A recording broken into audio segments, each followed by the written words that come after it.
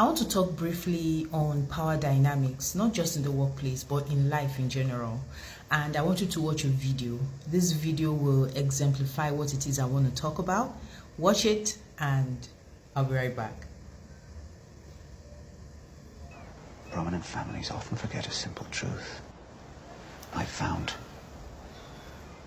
And which truth is that?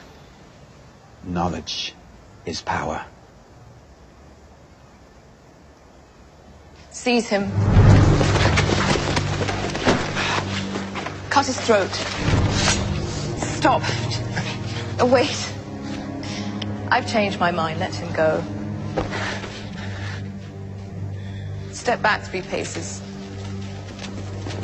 Turn around. Close your eyes. Power is power. So for those who don't know, that was a scene from Game of Thrones, like one of the biggest and greatest productions to have ever come out in recent times, right?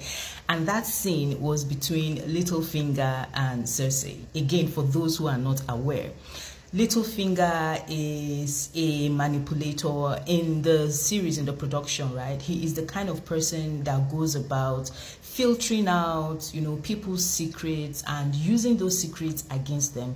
That's the power that he has. He's not a noble person. He's got no institutional backing. He's got no army. He's just a man that knows how to connive, right? On the other hand, you've got Cersei. Cersei is a queen. I don't think I need to stress that too much. She's a queen. So she's got not just the backing of the crown, but she's got an army and she's royalty. All right. Now, Littlefinger decided to challenge her and told her, hey, knowledge is power. And that is very, very symptomatic of people who get high on their own supply.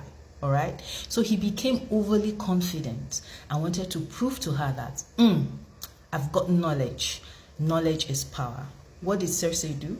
She didn't argue. She didn't even debate intellectually with him. Oh yeah, hold on to your intellect. All right, but I'm going to show you something. And she actually demonstrated power. You could see the fear on Littlefinger's face. And then after demonstrating the power, what did she say? Power is power. Now, knowledge is power. Is it wrong? No, it's not wrong. But I'm going to tell you what the challenge is with that phrase. It is taken very simplistically, if that word is right?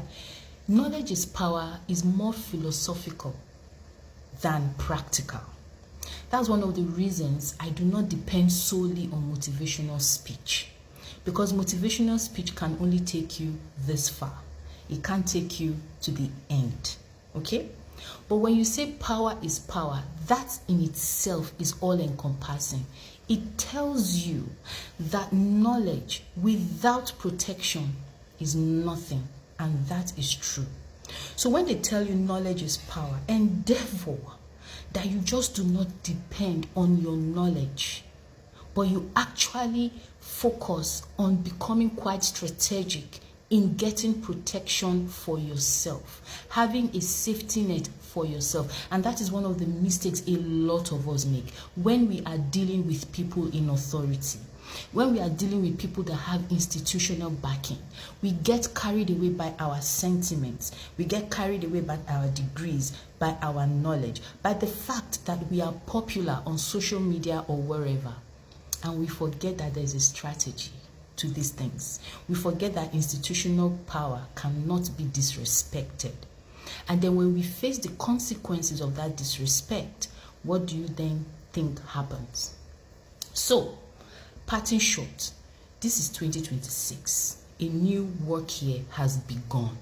As we are resuming work, resume work with some level of emotional intelligence. That person that is in power, that in quotes is a toxic person, develop a healthy strategy to deal with that, especially if you know you need your job, you need the money, you need to pay your bills. Develop a healthier strategy to cope with that situation. Okay, because there is no way you can go head to head with somebody in authority when you've got no backing and think that your fingers will not get burnt.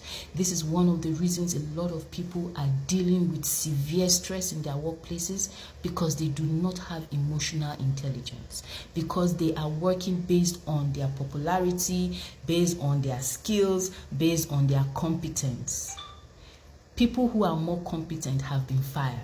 So what makes you different? And now this is not about you kissing up to somebody, but it's about you being strategic. Remember, philosophical terms and phrases do not get you to the end. Power with backing that protects you and offers a safety net is what gets you to the end. Now there is a flip side to this as well. For those who see power as an opportunity to level down, to bully people, to oppress, right? You find that that dynamic does not last, because it is very, very fast to create enemies with that kind of mindset. So in two ways, right, this particular video sends a message to two groups of people: those who confront leadership and those who are leaders. You want to confront leadership, confront it with emotional intelligence, understanding that they have what you don't have. Whether they deserve it or not, it doesn't matter. The point is, it is what it is.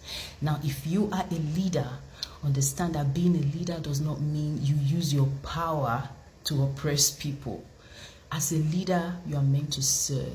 All right? You use your position, your authority, your backing, your protection to lift people up, not to oppress them, not to gag them.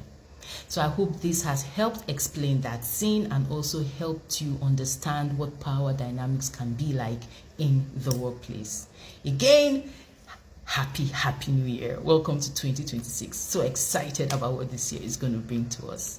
All right, bye.